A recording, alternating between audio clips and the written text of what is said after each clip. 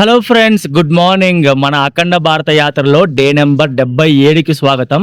మనం ఇప్పుడు మస్సోరీలో ఉన్నాము. ఇది ఉత్తరాఖండ్లో ఉంటుంది. నైట్ మనం స్టే చేసిన హోటల్ ఇదే. మనం నిన్న కూడా ఈ హోటల్లోనే స్టే చేసాము. ఈ హోటల్ పేరు వచ్చేసి ద క్లాసిక్ క్రౌన్. ఈ రోజు నేను హెలికాప్టర్ కి 10 నిమిషాల పాటు ఓనర్ ని కాబోతున్నాను. హెలికాప్టర్ ద్వారా గాల్లోకి వెళ్ళేసి మసూరి అందాల్ని గాల్లో నుంచి మీకు చూపించబోతున్నాను. దానికి మనకు ఎంత ఖర్చు అయింది, ఆ అవకాశం మనకి ఎలాగొచ్చిందో ఆ వివరాలన్నీ ఈ వీడియోలో నేను మీకు చెప్తాను.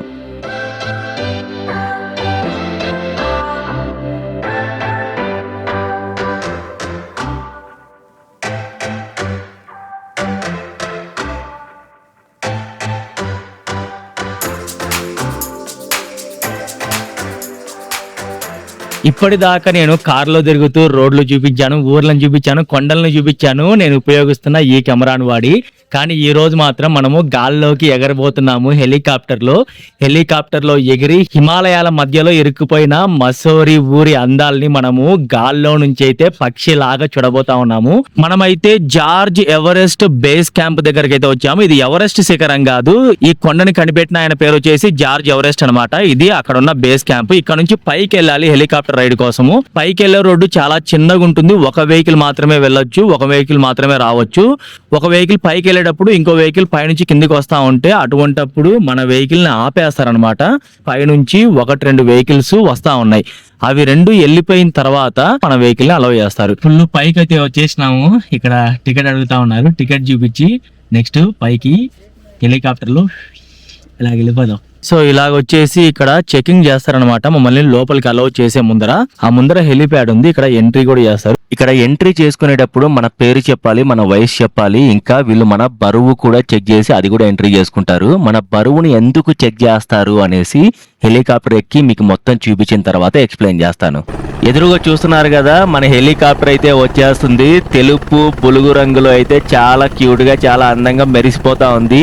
హెలికాప్టర్ దిగిన తర్వాత మనకైతే కొంచెం బ్రీఫింగ్ ఇస్తారు. హెలికాప్టర్ లోపల ఏం చేయాలి, ఏం చేయకూడదు అనేసి అదంతా కూడా వినిన తర్వాత ఒక్కసారి మనం హెలికాప్టర్ ఎక్కిన తర్వాత ఆ హెలికాప్టర్ నుంచి దిగేంత వరకు ఆ 10 నిమిషాల పాటు ఈ హెలికాప్టర్ కి మనమే ఓనర్ అయిపోబోతా ఉన్నాము. హెలికాప్టర్ ఎక్కే ముందర వీళ్ళు ఇచ్చిన బ్రీఫింగ్ లో మాకేం చెప్పారంటే, మేము ఉన్న దగ్గర నుంచి హెలికాప్టర్ దగ్గరికి వెళ్ళేటప్పుడు వీళ్ళ వెనకాలే వెళ్ళాలనేసి, తర్వాత హెలికాప్టర్ దిగి రిటర్న్ వచ్చేటప్పుడు కూడా వీళ్ళ వెనకాలే రావాలనేసి చెప్పారు. ఇంకొకటి, హెలికాప్టర్ తోక దగ్గర ఒక ఫ్యాన్ ఉంటుందన్నమాట, అక్కడికి అస్సలు వెళ్ళకూడదు, వాళ్ళను వదిలిపెట్టి పక్కకి అస్సలు వెళ్ళకూడదని చెప్పారు. హెలికాప్టర్లో కూర్చున్నంతసేపు సీట్ బెల్ట్ కంపల్సరీగా పెట్టుకోవాలని చెప్పారు. తర్వాత ముందర పైలట్లు ఉంటారు, వాళ్ళని మాట్లాడించి డిస్టర్బ్ చేయకూడదని చెప్పారు. ఎందుకంటే పైలట్లు చాలా కాన్సన్ట్రేషన్ చేసి హెలికాప్టర్ని చక్కగా నడుపుతారంట. ఒకవేళ మనం వాళ్ళని మాట్లాడిస్తూ డిస్టర్బ్ చేసామంటే వాళ్ళ కాన్సన్ట్రేషన్ దెబ్బతిని కొంచెం హెలికాప్టర్ అదుపు తప్పే కూడా ఛాన్సెస్ ఉన్నాయి. అందుకు వాళ్ళని డిస్టర్బ్ చేయకూడదని చెప్పారు. మీరు కావాలంటే ఫోటోలు వీడియోస్ తీసుకోండి అని చెప్పారు. కానీ పైలట్లతో మాత్రం అస్సలు మాట్లాడొద్దు, వాళ్ళని అస్సలు డిస్టర్బ్ చేయకూడదు అనేసి వీళ్ళు నొక్కి ఒక్కారించి మరి చెప్పారు. మన అఖండ భారత యాత్రలో 77 రోజులు అయిపోయాయి. ఇంకా చాలా రోజులు అయితే రాబోతున్నాయి. నేను మన ఇండియాలో ఉన్న వింతల్ని, విశేషాలని, మన ఇండియా గొప్పతనాన్ని వీడియోల ద్వారా పూసగుచ్చినట్టు మీకు చెప్పబోతున్నాను. నా ఈ ప్రయాణాన్ని మీరు మిస్ అవ్వకుండా చూడడానికి ఛానల్ని సబ్స్క్రైబ్ చేసుకోవడం మర్చిపోవద్దండి. వీడియోని చివరిదాకా చూసి వీడియోని లైక్ చేయడం మర్చిపోవద్దండి.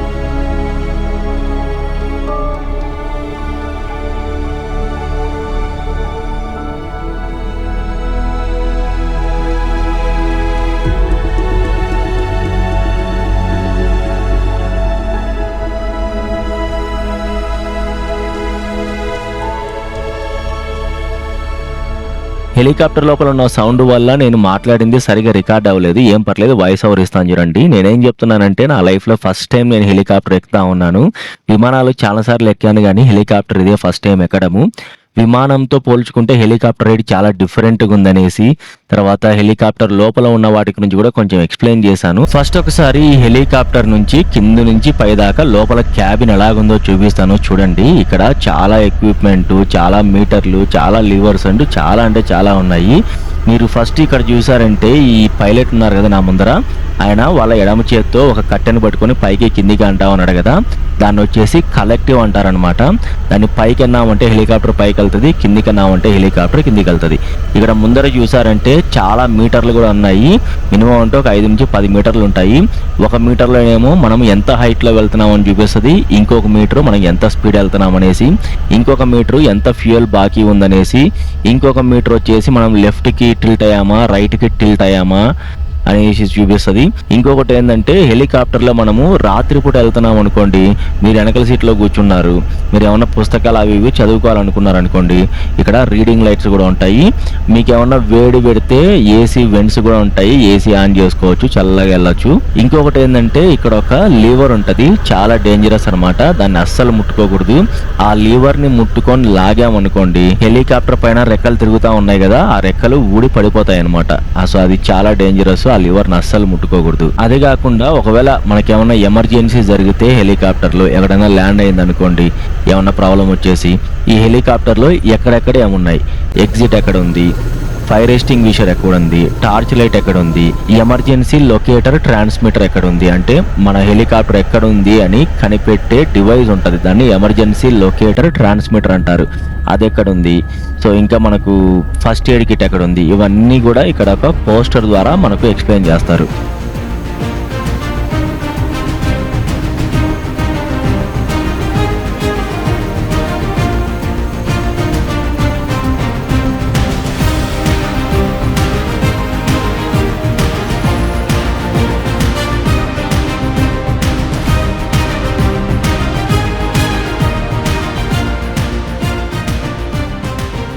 హెలికాప్టర్ లో వెళ్ళే రైడ్ మాత్రము అసలు కంప్లీట్ గా డిఫరెంట్ ఎక్స్పీరియన్స్. అంత గాల్లో నుంచి మస్సూరిని చూస్తుంటే చాలా అంటే చాలా అద్భుతంగా అనిపించింది. ఎందుకు అంత అద్భుతంగా ఉంటుంది అంటే, ఈ మస్సూరి అనే ఊరు హిమాలయాలు చుట్టూతా హిమాలయాలే ఉంటాయన్నమాట. హిమాలయాల మధ్యలో శాండ్విచ్ అయిపోయిన చిన్న బాల్ లాగా ఉంటుంది మసూరి. పైనుంచి చూసినప్పుడు ఆ వచ్చే డిఫరెంట్ పర్స్పెక్టివ్, డిఫరెంట్ అనుభూతి నిజంగా చాలా కొత్తగా అనిపించింది. లైఫ్ లో ఫస్ట్ టైం హెలికాప్టర్ ఎక్స్పీరియన్స్ జీవితాంతం గుర్తుండిపోద్ది. వీళ్ళు చాలా జాగ్రత్తగా అంటే చాలా జాగ్రత్తగా హెలికాప్టర్ ని వీళ్ళు కేర్ తీసుకుంటా ఉన్నారు. ఇక్కడ చూసారంటే ఇప్పుడే మా హెలికాప్టర్ రైడ్ అయిపోయి మేము కిందికి దిగాం కదా, అక్కడ చూస్తే టెక్నీషియన్ హెలికాప్టర్ పైకి ఎక్కేసి మొత్తం చెక్ చేస్తా ఉన్నాడు. మేము వెళ్ళిన ఈ హెలికాప్టర్లో వచ్చేసి మొత్తం 6 సీట్లు ఉన్నాయి. ముందర 2 పైలట్లు కాకుండా వెనకాల కూర్చునేకి 4కి స్పేస్ ఉంది. మనం విమానంలో వెళ్ళిన జర్నీతో పోల్చుకుంటే హెలికాప్టర్ రైడింగ్ ఎందుకు మనకు డిఫరెంట్ గా అనిపిస్తుంది అంటే, హెలికాప్టర్ అనేది చాలా చిన్నగా ఉంటది కదా విమానంతో కంపేర్ చేసుకున్నామంటే, ఆ చిన్న క్యాబిన్ ఒక చిన్న గది లాంటి అది పైకి లేస్తా ఉంటే మనకు చాలా డిఫరెంట్ ఎక్స్పీరియన్స్. ఫ్లైట్ పెద్దగా ఉంటుంది, మీరు ఏదో ఇంట్లో కూర్చున్నట్టు ఉంటుంది. కిటికీ సీటు మీకు దొరికిందంటే ఓకే, లేదంటే మామూలుగా ఏదో పైకి వెళ్ళినట్టు అనిపిస్తుంది. కానీ ఇక్కడ వచ్చేసి మనకు ఖచ్చితంగా కిటికీ సీట్ దొరుకుతుంది, ఎందుకంటే ఇద్దరం వెళ్ళాం కదా హెలికాప్టర్ లో. కొంచెం ముందరకు వచ్చి చూసారంటే అక్కడ మీకు ఆరెంజ్ కలర్ లో వరుసగా పెట్టేసి ఉన్నారు కదా, అవన్నీ అగ్నిమాపక యంత్రాలు అనమాట, అంటే ఫైర్ ఎక్స్టింగ్విషర్స్. ఎంచాను 20 ఉన్నాయి, ఎందుకంటే ఇక్కడ ఫ్యూయల్ ఉంది, ఇంకా చాలా రిస్క్ కదా హెలికాప్టర్ అంతా ఉంటుంది కాబట్టి ఇన్ని ఉన్నాయి. తర్వాత ఇక్కడ చూసారంటే ఇక్కడ ఇంకొకటి కూడా ఉంది, ఇందులో కూడా అగ్నిమాపక ఇసుక నీళ్లు ఇవన్నీ వేస్తున్నారనమాట. ఏమన్నా కొంచెం ప్రమాదం ఏమన్నా జరిగితే చాలా ప్రిపేర్డ్గా చాలా జాగ్రత్తగా ఉన్నారు వీళ్ళు. మనకు భూమి మీద ఎలాగైతే ట్రాఫిక్ ఉంటుందో గాల్లో కూడా అలాగే ట్రాఫిక్ ఉంటుంది అనమాట. దాన్ని ఎయిర్ ట్రాఫిక్ అంటారు. ఈ ట్రాఫిక్ లో ప్రతి ఒక్క వెహికల్ ని, అంటే ప్రతి ఒక్క విమానాన్ని, ప్రతి ఒక్క హెలికాప్టర్ ని, చిన్న విమానం దగ్గర నుంచి పెద్ద విమానం వరకు గుర్తుపట్టడానికి ప్రతి ఒక్క గాల్లో ప్రయాణించే వెహికల్ కి ఒక కాల్ సైన్ ఉంటుందన్నమాట. ఈ హెలికాప్టర్ కి కాల్ సైన్ వచ్చేసి VTRJF, ఇది దీని కాల్ సైన్. దీన్ని ఎవరు ఆపరేట్ చేస్తున్నారు అంటే, రాజాస్ అనే కంపెనీ వాళ్ళు ఈ హెలికాప్టర్ని ఆపరేట్ చేస్తా ఉన్నారు. ఈ హెలికాప్టర్ లో మీకు ఫ్యూయల్ ట్యాంక్ చూపిస్తాను చూడండి. ఫ్యూయల్ ట్యాంకు ఇక్కడ ఉంటది, మీకు చూపిస్తాను. ఇక్కడ కనిపిస్తా ఉంది కదా అక్కడ ఫ్యూయల్ క్యాప్, అది ఫ్యూయల్ క్యాప్ అన్నమాట. ఇక్కడ చూస్తే దీన్ని ఓపెన్ చేసి లగేజ్ పెట్టుకోవచ్చు. దీని ఫ్యూయల్ ట్యాంక్ లో 540 లీటర్ల వరకు మనము ఇంధనం నింపుకోవచ్చు. 540 లీటర్లు నింపితే ఇది ఎంతసేపు ప్రయాణిస్తుందంటే దాదాపు 3 గంటల పాటు ప్రయాణిస్తుంది. 300 కిలోమీటర్ల స్పీడ్ లో ప్రయాణిస్తుంది. అంటే 900 కిలోమీటర్లు పోవచ్చు. దాన్ని బట్టి మీరు లెక్కేసుకున్నారంటే 1 లీటర్ ఇంధనం ఖర్చు అయ్యేసరికి ఇది 1.5 కిలోమీటర్ నుంచి దాదాపు 2 కిలోమీటర్ల వరకు అయితే ప్రయాణం చేయగలుగుతుంది. ఈ హెలికాప్టర్ ఎలాగ పనిచేస్తుందంటే ఇందులో వచ్చేసి కలెక్టివ్ అనేసి ఒక కడ్డీ ఉంటది. ఆ కడ్డీని పైకి అంటే హెలికాప్టర్ పైకి వెళ్తుంది, కిందికంటే కిందికి వెళ్తుంది. ఇంకొక కడ్డీ ఉంటది అనమాట, దాన్ని సైక్లిక్ అంటారు. ఆ సైక్లిక్ అనే కడ్డీ ద్వారా ఈ హెలికాప్టర్ ని ముందుకి, వెనక్కి, లెఫ్ట్ కి, రైట్ కి, ఇంకా గింగిరాలు చుట్టూతా రౌండ్ రౌండ్ రౌండ్ అలాగా తిప్పొచ్చు. ఈ హెలికాప్టర్ కి చూడొచ్చు మీరు 3 రెక్కలు ఉన్నాయన్నమాట. ఆ 3 రెక్కలు అక్కడ ఒక కడ్డీకి అటాచ్ అయి ఉంటాయి. దాని కింద ఇంజన్ ఉంటది, అది హెలికాప్టర్ ఇంజన్. దాన్ని వీళ్ళు రోటర్ అంటారు.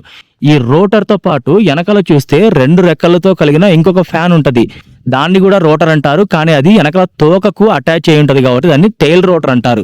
దానివల్ల హెలికాప్టరు లెఫ్ట్ కి రైట్ కి తిరగడానికి ఉపయోగపడుతుంది అనమాట. ఈ హెలికాప్టర్ ఎంత ఎత్తులో ఎగురుతుందంటే 14,000 అడుగుల ఎత్తులో ఎగురుతుంది. ఎత్తు ఎక్కువ అయ్యే కొద్దీ మనకు మైలేజ్ ఎక్కువ వస్తుంది అనమాట.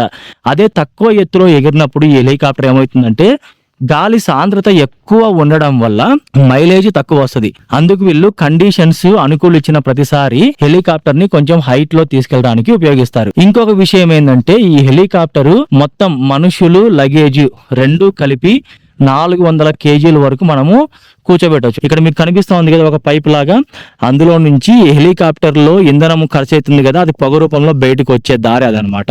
మాహీకి రాహుల్ కి చాలా థ్యాంక్స్ చెప్పాలి, ఎందుకంటే నాకు ఈ హెలికాప్టర్ రైడ్ ని ఫ్రీగా ఇప్పించారు. వాళ్ళకి కొలాబరేషన్ ద్వారా ఈ హెలికాప్టర్ రైడ్ వచ్చింది. అందుకు నేనైతే ఈ హెలికాప్టర్ రైడ్ కి ₹1 కూడా డబ్బులు కట్టాల్సిన అవసరం రాలేదు. మీరు మస్సూరుకు వచ్చినప్పుడు మీరేమన్నా ఈ ఎయిర్ సఫారీ తీసుకోవాలనుకుంటే మీరు airsafari.in అనే వెబ్సైట్కి వెళ్ళేసి బుక్ చేసుకోవాల్సి ఉంటుంది. చాలా రకాల ప్యాకేజీలు ఉంటాయి.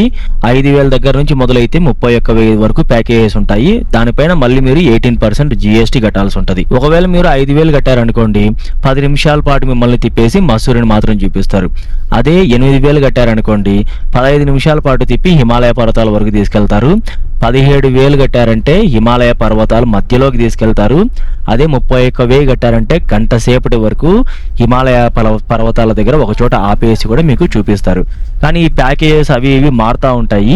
మీకు వచ్చేసి ఈ వెబ్సైట్ అడ్రస్ ని స్క్రీన్ పైన డిస్ప్లే చేస్తా ఉన్నాను, తర్వాత డిస్క్రిప్షన్ లో కూడా పెడతాను. ఒకవేళ మీరు ఏమైనా ట్రై చేయాలనుకుంటే అది మీకు ఉపయోగపడుతుంది. హెలికాప్టర్ లోకి ఎక్కే ముందర మన వెయిట్ చూసారని చెప్పాను కదా, అది ఎందుకంటే మొత్తం వెయిట్ కలిపి హెలికాప్టర్లో 400 కేజీలు మించకూడదు. ఒకవేళ హెలికాప్టర్లో 6 మంది ఎక్కుతున్నట్లయితే పైలట్తో కలిపి ఒక్కొక్కరి బరువు 80 కేజీల పైన ఉంటే అప్పుడు 400 కేజీల కంటే బరువు దాటిపోతుంది కదా, అప్పుడు ఒకరిని తగ్గిస్తారు.